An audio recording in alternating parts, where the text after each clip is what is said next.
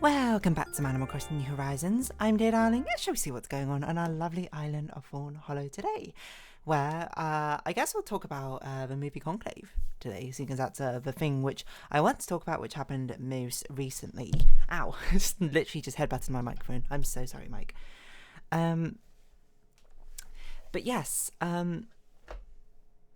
so we're past the New Year celebrations. We're past most holiday celebrations. The next one, I suppose, will be Lunar New Year.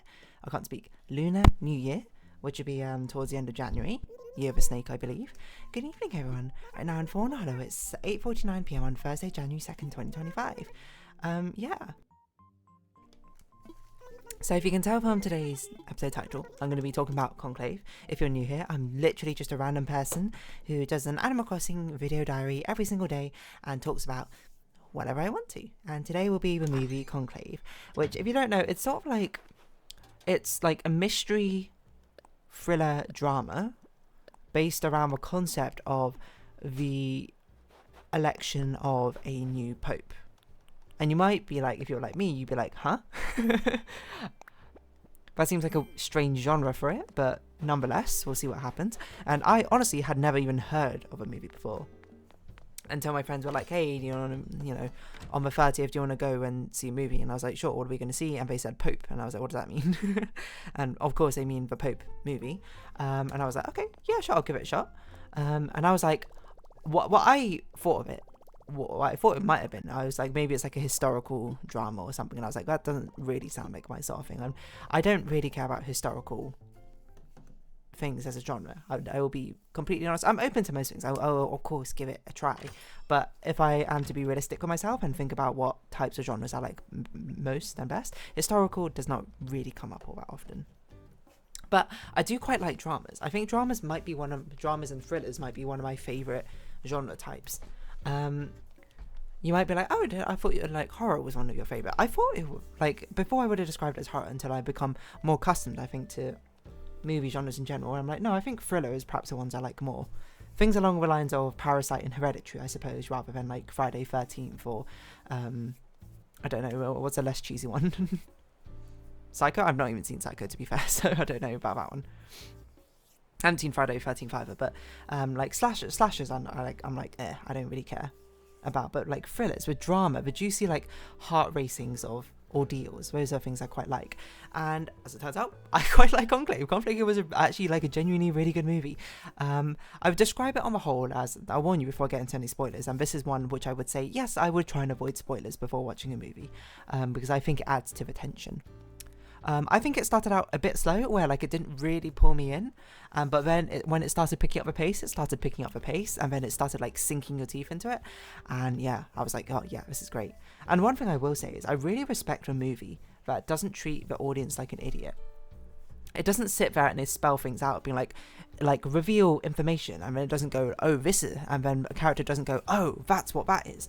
The characters just react to it, and viscerally, you know what they're talking about. Presumably, if you're following along, it doesn't treat you like an idiot. It gives you the information, and it says, all right, well, if you can't figure it out at this point, that's your fault, which I think is fair to a certain degree. It might not always be enjoyable for everyone. Some people might get lost, and that's okay. That's, that's just how it goes, I suppose. Sometimes, there was even a point which, I got a little bit lost of what was going on, but then I figured it out by reading stuff afterwards, and I went, oh, okay.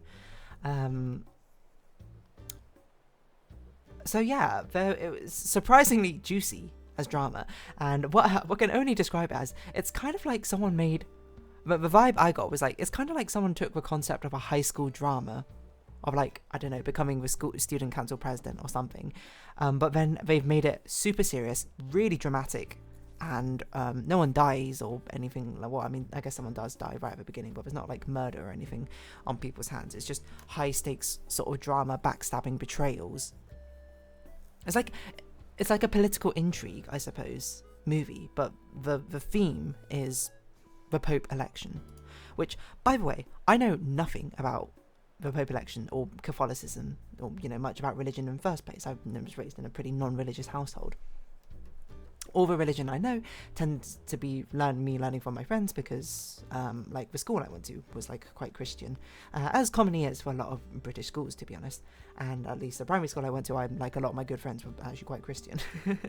And secondary school was kind of like not so much anymore, but neither here nor there. The long and short of I see of it, as long as you're not hurting anyone, you know, I'm not going to judge you for whatever religion you believe in. You know, we're all just mortal beings on this crazy planet and whatever, and, you know, who knows? Anything could be possible in any inconceivable way, to be honest, because the things which could be possible in a way which humans cannot comprehend, I'm like, you know, we can't comprehend it. It's kind of hard. So I guess I kind of take like an eldritch perspective to things like that. Anyway, not the point. The point is, I don't know how accurate necessarily this is to Pope elections or Catholicism or, you know, tenets of their beliefs. So don't ask me about that. I don't know. I'm just here for whatever the drama and story that was being told. So I guess mild spoiler warning from here on out. I'll warn you before I get to any big spoilers. But yeah, I will say the start of it is a little bit slow, as it does a lot to sort of like set things up, you know, sort of lay the groundworks as like here's a central hook, here are the characters you should be interested in, and here is conversations which I'm like, obviously this is going to be this is like a Chekhov's gun, this is stuff like foreshadowing, wow, that's the right word. Where I'm like, obviously this stuff will come back later and we'll point at it and be like, oh, see what they did there. But right now it doesn't make any sense to me, because I'm just like, this seems just like a bit of a strange conversation. Not strange, actually. I will say, Ralph Fiennes and Stanley Tucci, I do love Stanley Tucci, honestly killed it acting-wise. Like, they're so expressive of saying, with not overselling anything, in my opinion. So they did a genuinely fantastic job of being able to communicate things, ideas, thoughts, just through expressions, just through wordless exchanges. But yeah, it sort of like sets up the central premise, which is there's a new election of a pope, and what happens is all these, I forget what they're called, are they called archbishops? I can't remember. Anyway, these like high-ranking church officials go basically sequester themselves for however long it takes for them to vote and democratically elect the new pope out of, you know, the group of them. And I was like, okay, cool. You know, there's already an interesting sort of plot point here. Like, I assume that's kind of how it works in real life. And honestly, I had like a vague idea, but I don't really know the details of it. So upon hearing that, I was like, okay, yeah, I think I vaguely remember something like that. But, you know, there's like this interesting sort of push and pull of like things can happen in the outside world and they don't know about it. And there's now a sort of stake of drama because the things online is that they can't leave. And now my mind immediately went to, I wonder if this is going to be like a murder mystery or something. But no, anyway, the old pope dies, and then like the next popes come in and they set like the basis. There's like this very liberal one played by Stanley Tucci called like Bellini or something, who's very, very liberal, even compared to like, well, he's very, very liberal, I suppose, for like Catholic views and something. There's a main guy played by Ralph Fiennes whose name is like Lawrence, I think. I can't remember if that's I think that's his surname, who basically is like someone who's questioning faith in general and the church, and is wanting to basically get out, but, you know, they're like, he's quite like highly regarded, so he's sort of like taking over temporary duties to sort of lead into this new election. And then you get introduced to other players, and, you know, you get introduced to the very sort of nationalistic, proud Italian archbishop whose name I can't remember. It's like Terinsky or something like that. You get introduced to another archbishop who's also starts with T. It's like Talman came to mind, but that's not right. That's not even close, I'm pretty sure. Who very early on gets like suspicions thrown at him, allegations thrown at him of like misconduct, shall we say. But he's already like reasonably pretty respected, and he's not quite as extreme as the nationalistic Italian. No, I'll look up their names so I can actually refer to them properly. I mean, you also get introduced to like a secret a cardinal, that's what they're called, a secret cardinal, whose name I don't remember, like Benitez, something like that, Benitez, Lawrence, Bellini, Tremblay, that's it, Tremblay and Tedesco. So Tedesco is the nationalist, the far right traditionalist, and Tremblay is a Canadian moderate who had allegations thrown against him. And you also have Adeyemi, who is like a Nigerian candidate with kind of like slightly right-leaning or something, but is pretty popular. And you're like, okay, so these are the sort of players in the game. I guess we'll get into big spoilers now. Like, anything is possible now. is that you start to see how the unveiling of how the election sort of goes and the progress of the votes and how people can't come to a decision, and the sort of undermining tactics that the Cardinals go at with each other to undermine each other. Like Adeyemi is like incredibly popular, but then it turns out that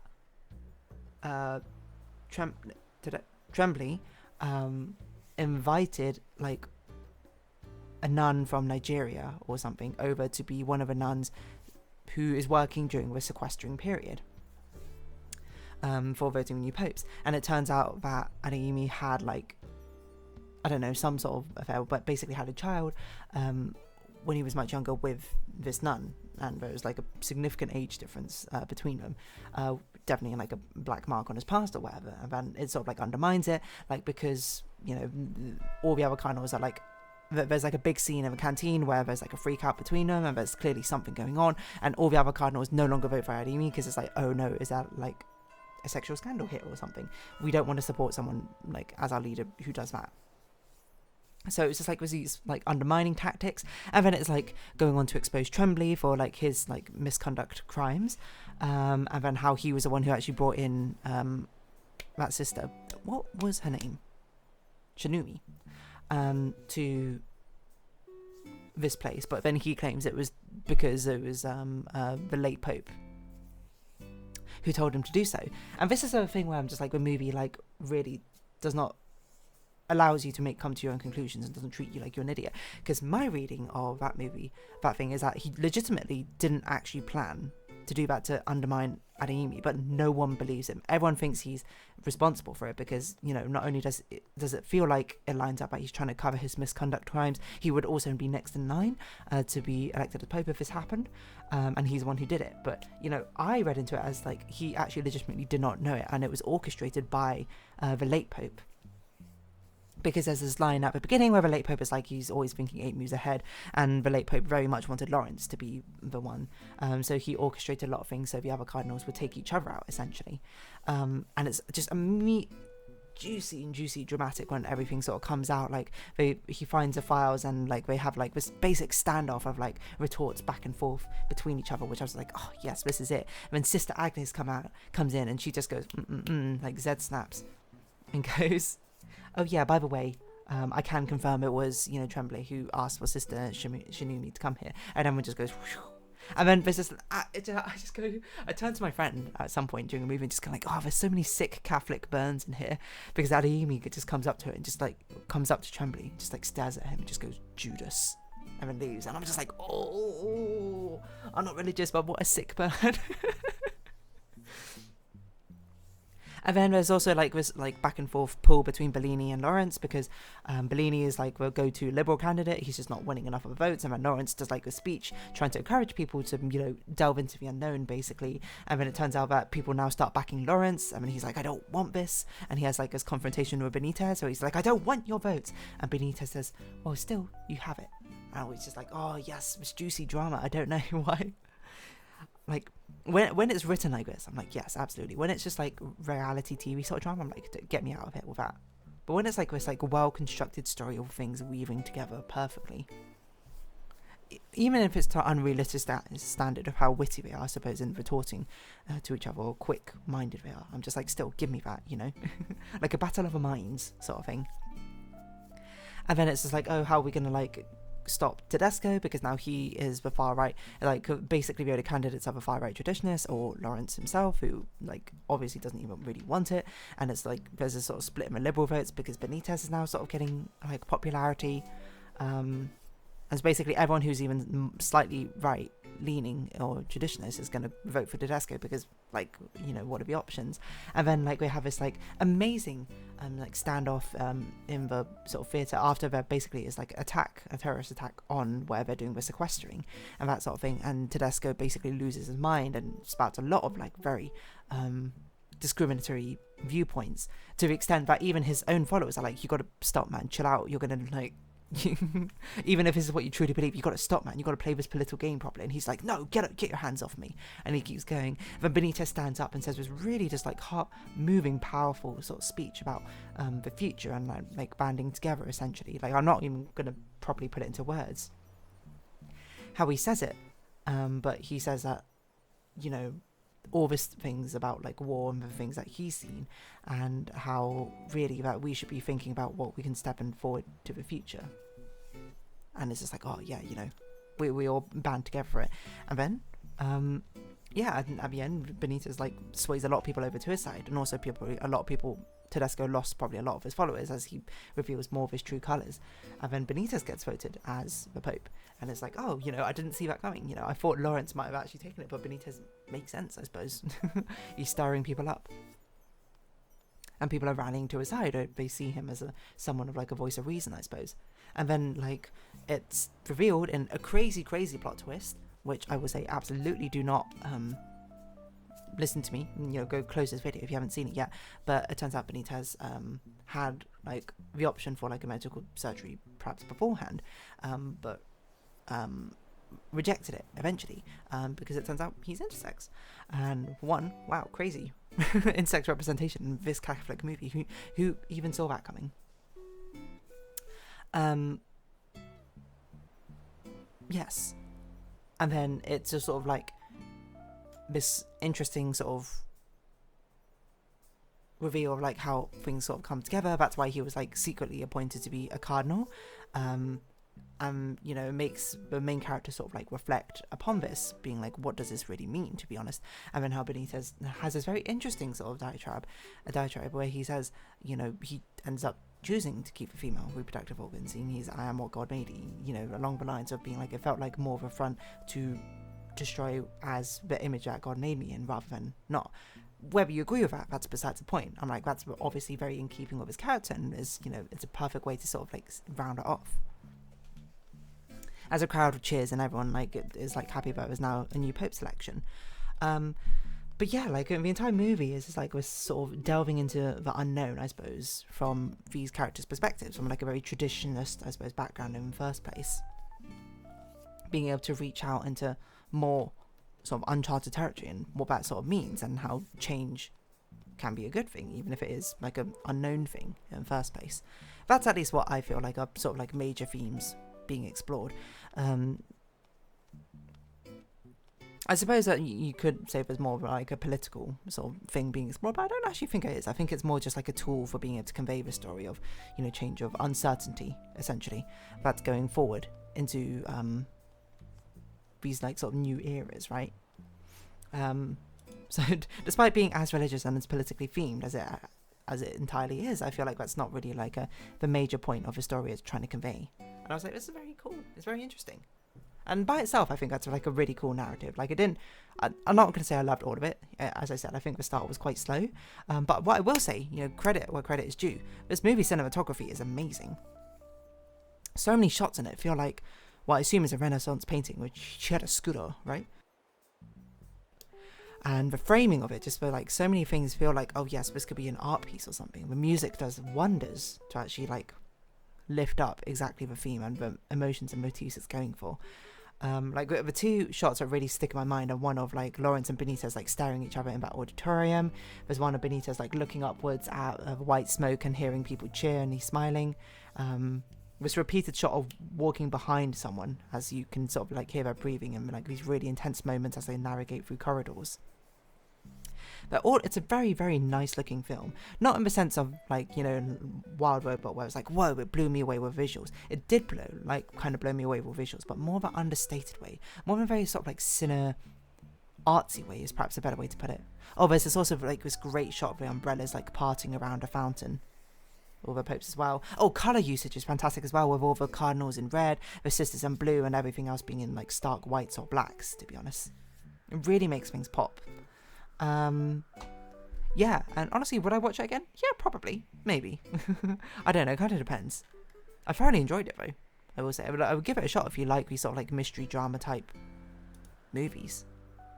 There's a lot to like there, to be honest, and there's a lot which I find interesting. Anyway, on that note, I'm going to round this episode off here. So, yeah, Conclave. It's probably out of cinemas now because apparently it's been in the cinemas for like 2 months or something, which I didn't realise, but there you go. Give it a watch. Don't give it a watch. That's up to you. Anyway, If you have been watching, thank you very much. It's been Animal Crossing New Horizons, and I've been Dear Darling. Likes, comments, subscription, shares, greatly appreciated. Socials, Discord down below.